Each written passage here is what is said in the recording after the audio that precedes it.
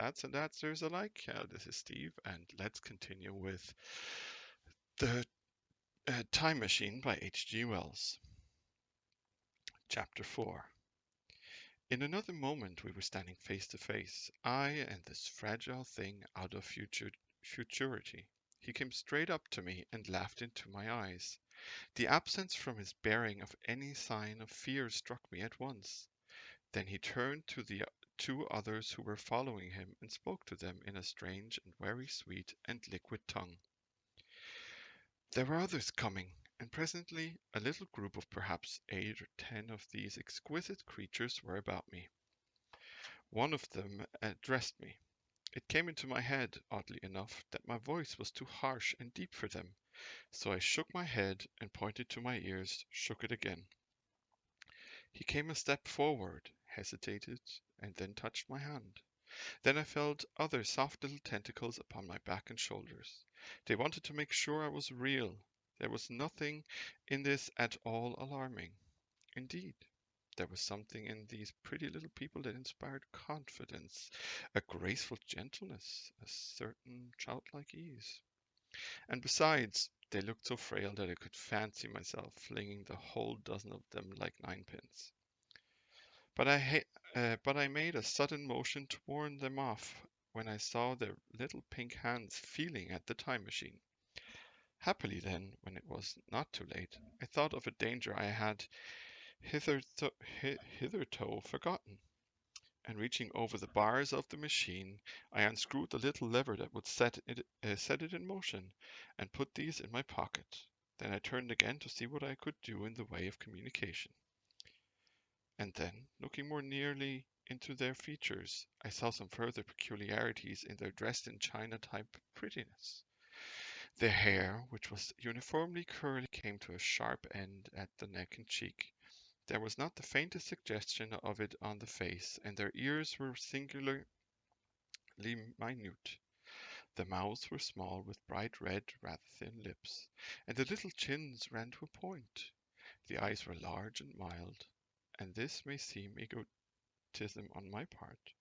I fancied even that there was a certain lack of the interest I might have expected in them. Sounds very like anime-esque what he's describing. Well, of course, anime didn't really exist back then, but yeah.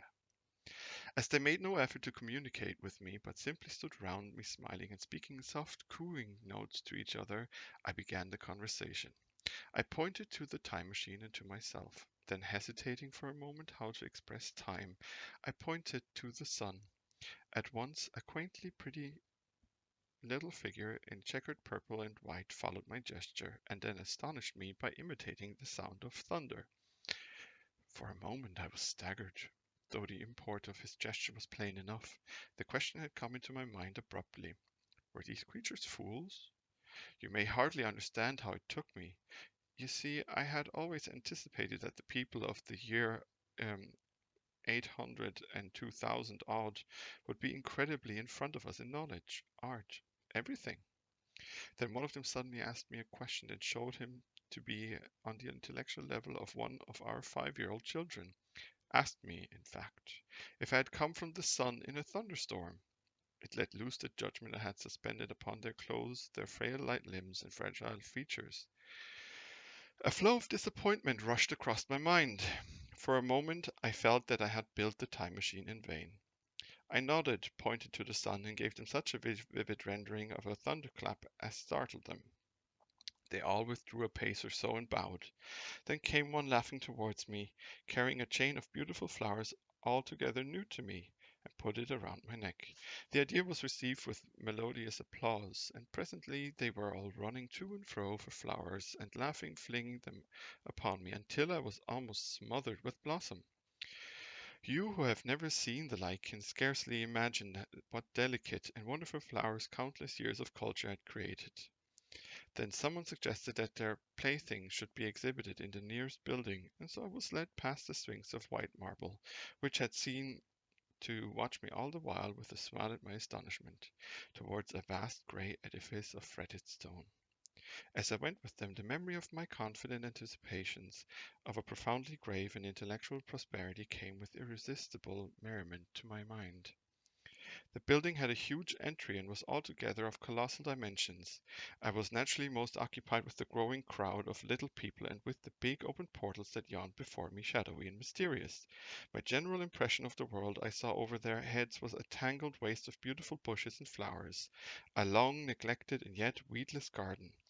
I saw a number of tall spikes of strange white flowers, measuring a foot perhaps across the spread of the waxen petals.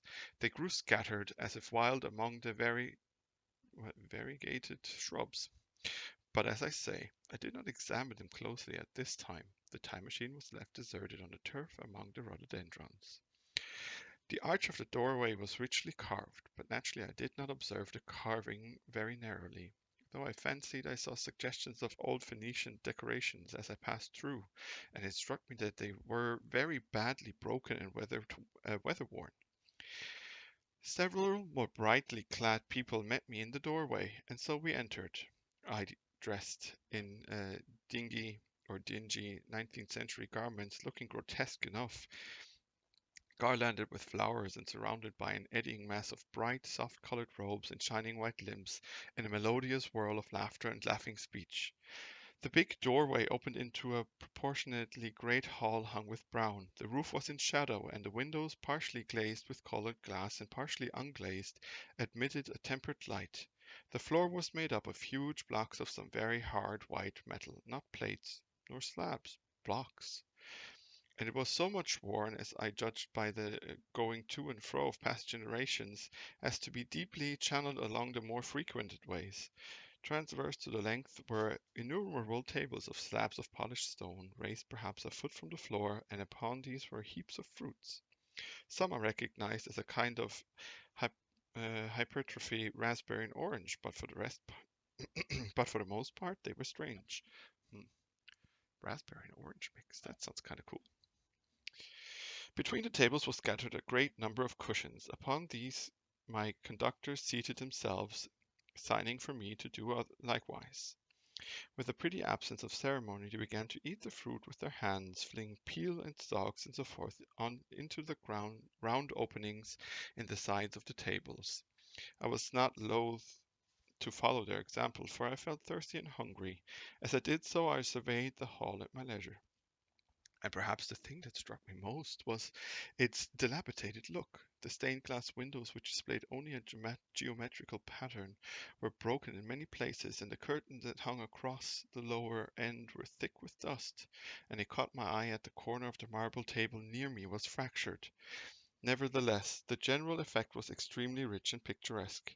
There were perhaps a couple of hundred people dining in the hall, and most of them, seated as near to me as they could come, were watching me with interest, their little eyes shining over the fruit they were eating.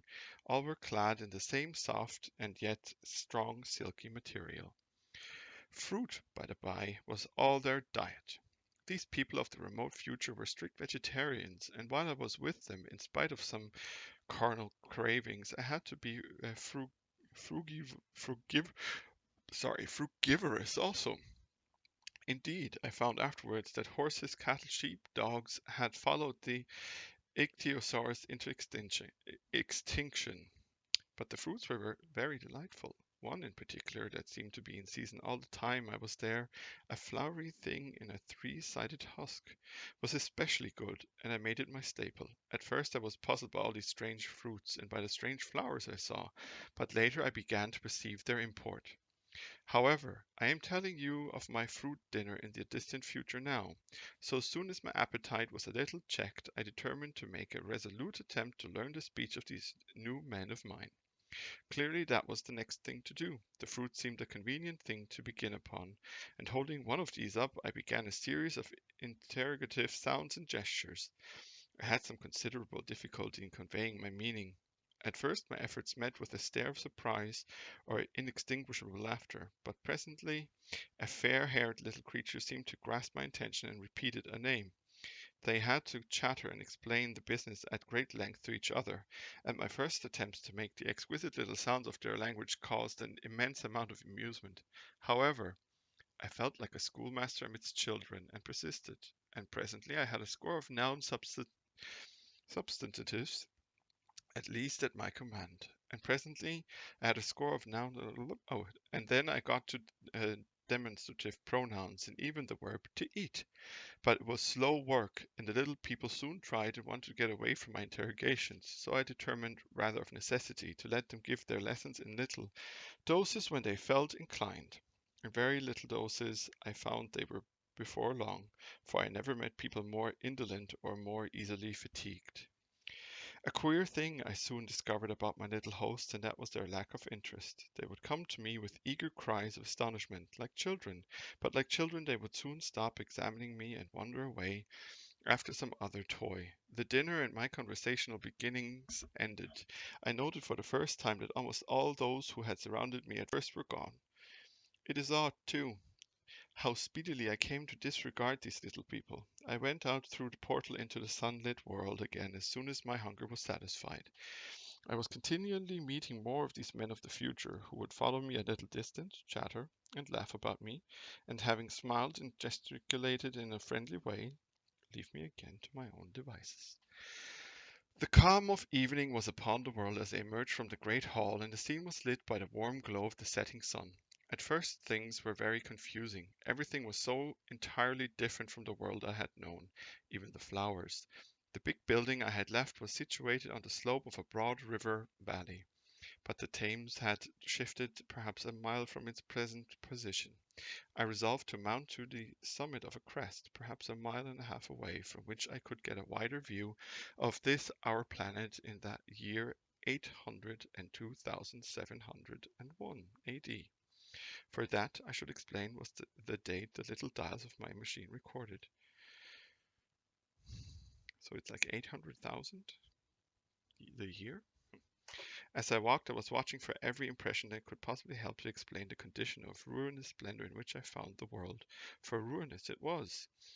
A little way up the hill, for instance, was a great heap of granite, bound together by masses of aluminium, a vast labyrinth of precipitous walls and crumpled heaps, amidst which were thick heaps of very beautiful pagoda-like plants, nettles possibly, but wonderfully tinted with brown about the leaves, and incapable of stinging. It was evidently the derelict remains of some vast structure, to what end built I could not determine.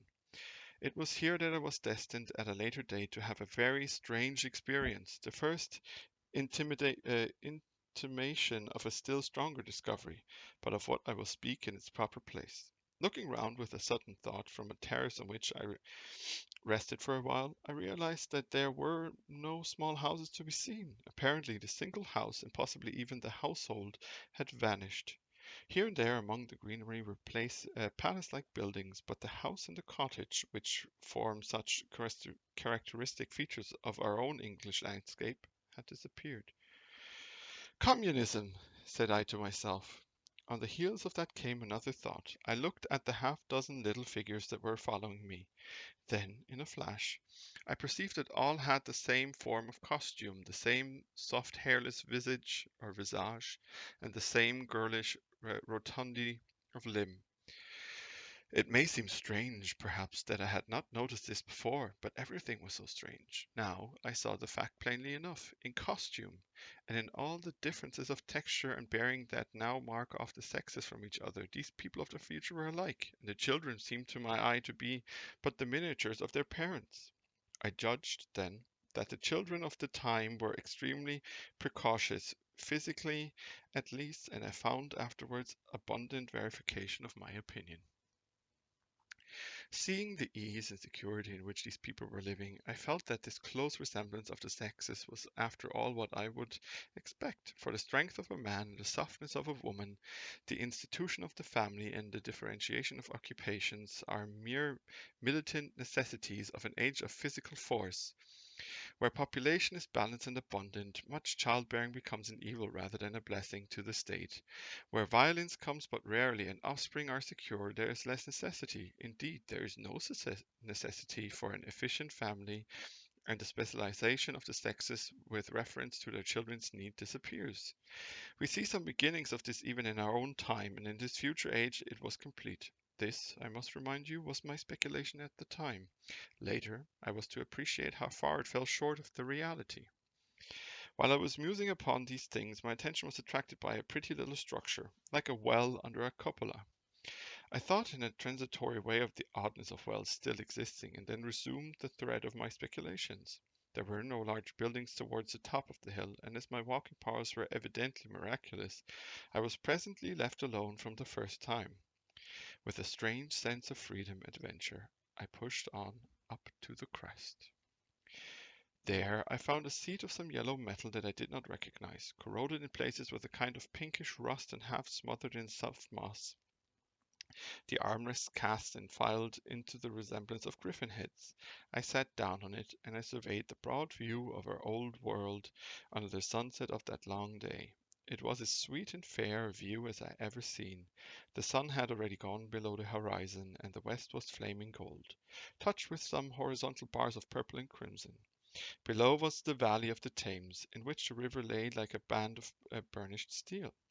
I have already spoken of the great palaces dotted about among the variegated greenery, some in ruins and some still occupied.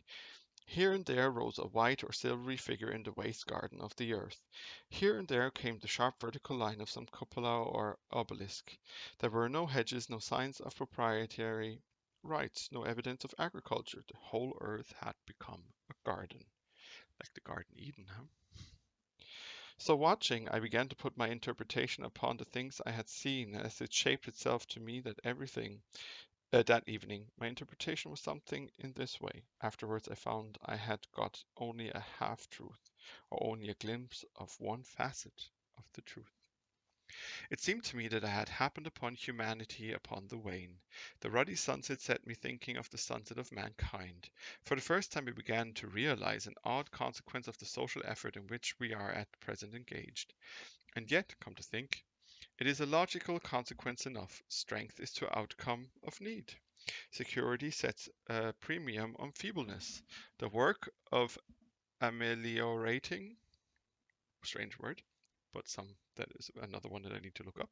The conditions of life and the true civilizing process that makes life more and more secure had gone steadily on to a climax. One triumph of a united humanity over nature had followed another. Things that are now mere dreams had become projects deliberately put in hand and carried forward, and the harvest was what I saw. After all, the sanitation and the agriculture of today are still in the rudimentary stage. The science of our time has attacked but a little department of the field of human disease, but even so it spreads operations very steadily and persistently. Our agriculture and horticulture destroy a weed just here and there and cultivate perhaps a score or so of wholesome plants, leaving the greater number to fight out a balance as they can. We improve our favorite plants and animals and how few they are, gradually by selective breeding. Now a new and better peach, now a seedless grape, now a sweeter and larger flower, now a more convenient breed of cattle. We improve them gradually because our ideals are vague and tentative and our knowledge is very limited, because nature, too, is shy and slow in our clumsy hands. Some day all this will be better organized and still better. That is the drift of the current in spite of the eddies. The whole world will be intelligent, educated, and cooperating. Things will move faster and faster towards the subjugation of nature. In the end, wisely and carefully, we shall readjust the balance of animal and vegetable life to suit our human needs. This adjustment, I say, must have been done, and done well. Done indeed for all time, in the space of time across which my machine had leaped. The air was free from gnats, the earth was from weeds or fungi. Everywhere were fruits and sweet and delightful flowers, and brilliant butterflies flew hither and thither. The ideal of preventive medicine was attained. Diseases had been stamped out. I saw no evidence of any contagious diseases during all my stay. And I shall have to tell you later that even the process of putrefaction and decay had been profoundly affected by these changes. Now here's a question that you can think about. Would he have introduced illnesses that they would not be immune against? Because he's from a very, very different time. So, just so you know, I'm reading here. from my iPad. Social triumphs, too, had been affected. I saw mankind housed in splendid shelters, gloriously clothed, and as yet I had found them engaged in no toil. There were no signs of struggle, neither social nor economical struggle. The shop, the advertisement, traffic, all that commerce which constitutes the body of our world was gone. It was natural on that golden evening that I should jump at the idea of a social paradise. The difficulty of increasing population had been met. I guessed, and population had ceased to increase. But with this change in condition comes inevitably adaptation to the change. What, unless biological science is a mass of errors, is the cause of human intelligence and vigor? Hardship and freedom, conditions under which the active, strong, and subtle survive and the weaker go to the wall. Conditions that put a premium upon the loyal alliance of capable men, upon self-restraint, patience, and decision, and the institution of tenderness for offspring, parental self-devotion, all found their justification and support in the imminent dangers of the young. Now, where are these imminent dangers? There is a sentiment arising, and it will grow against connubial jealousy, against fierce maternity, against passion of all sorts. Unnecessary things now, and things that make us uncomfortable, savage survivals, discords in a refined and pleasant life. I thought of the physical slightness of the people, their lack of intelligence, and those abundant ruins, and it strengthened my belief in a perfect conquest of nature. For after the battle comes quiet. Humanity had been strong, energetic, and intelligent, and had used all its abundant vitality to alter the conditions under which it lived. And now came the reaction of the altered conditions. Under the new conditions of perfect comfort and security, that restless energy that with us is strength would become weakness. Even in our own time, certain tendencies and desires, once necessary to survive, are a constant source of failure. Physical courage and the love of battle, for instance, are no great help, may even be hindrances to a civilized man. And in a state of physical balance and security, power, intellectual as well as physical, would be out of place.